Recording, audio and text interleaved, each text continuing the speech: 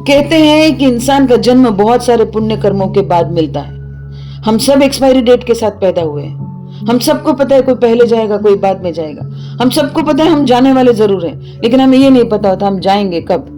हमारे हाथ में सिर्फ इतना ही रहता है कि जब तक हम इस धरती पर जीवित हैं तब तक कुछ अच्छा काम करें, कटु वचन ना बोले, झगड़ा ना करे, कोई ऐसी नकारात्मक बात ना करे, किसी का दिल ना दुखाए, किसी को तकलीफ ना दे।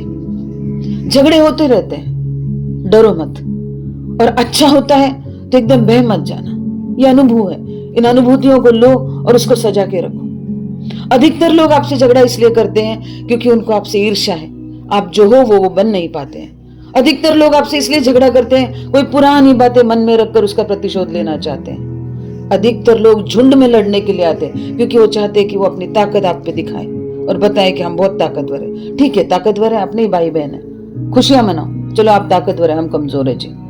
ऐसे समय में एक अच्छे इंसान का कर्तव्य यह है कि वो शांत रहे, सब कुछ भगवान पर छोड़ दो। जो लोग लगातार आपसे झगड़ा कर रहे हैं एक दिन थक जाएंगे।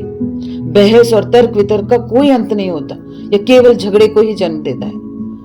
अगर कोई आपको गाली देता है तो भगवान का नाम लो, कोई वो धमका के जाता है तो आशीर्वाद दे दो, क्योंकि जब आप उन्हें उनके बुरे आचरण के लिए माफ कर दोगे तो भगवान की जिम्मेदारी ज्यादा बढ़ जाती है, क्योंकि आपने जिसको माफ किया उसको सजा देना उस भगवान का कर्तव्य बन जाता है।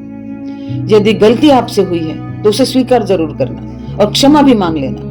लेकिन आपकी कोई भी गलती नहीं है तब भी लोग अगर शोर मचाने के लिए आते हैं तो आप किसी प्रकार का स्पष्टीकरण मत देना, कोई एक्सप्लेनेशन मत देना, क्योंकि जो झगड़ा करने आया है उसका उद्देश्य समाधान ढूंढना नहीं है बल्कि लड़ाई करना है। समाधान ढूंढने आया हुआ आदमी शांति से आके समाधान ढूंढेगा, झुंड में आके लड़ाई नहीं करेगा। आपके पास जीवन में करने के लिए बहुत सारे काम हैं, बड़े बड़े काम हैं, बड़े बड़े उद्देश्य हैं, इसलिए अपना ध्यान उस पर लगाइए।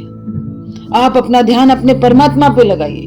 जीवन कई बार अनचाही परिस्थितियां लेके आएगा, सिर्फ आपकी सहन शक्ति की परीक्षा लेने के लिए। इसलिए ईश्वर का सच्चा संतान बनिए, धैर्य रखिए, कभी भी क्रोध या कटुता से जानवर जैसे मत बर्ताव करना। आपके सामने कोई दानव क्यों ना खड़ा रहे, आप अपने अंदर का भगवान खोने मत देना। बस यही जीवन का एक बहुत बड़ा मूल्य है, और इसे अगर आप समझ गए होंगे तो मुझे ऐसा लगता है कि हमें किसी से लड़ने की जरूरत नहीं पड़ेगी, हमें सिर्फ तटस्थ रहने की जरूरत है।